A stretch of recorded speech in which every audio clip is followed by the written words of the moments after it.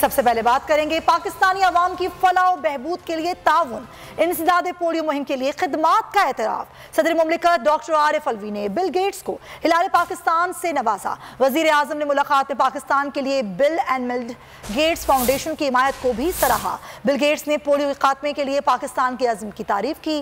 Corona control पर NCOC के किरदार को भी सराहा।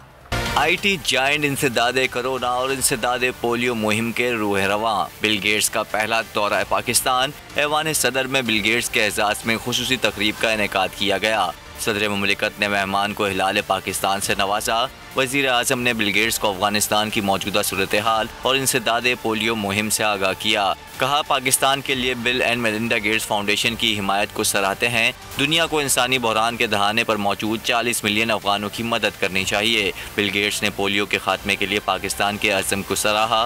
कहा, मर्ज के खिलाफ आखिरी खेल के करीब हैं। पाकिस्तान के पास पोलियो का खात्मा करके तारीख रकम करने का मौका है। बानी माइक्रोसॉफ्ट NCOC भी गए। असद उमर और डॉक्टर फैसल से मुलाकात की। कोरोना कंट्रोल पर NCOC के किरदार को सराहा। वसाइल की कमी के बावजूद वबा की रोकथाम के इकदामात की तारीफ की। सब्सक्राइब करें और बेल दबाएं ताकि कोई खबर रह न जाए।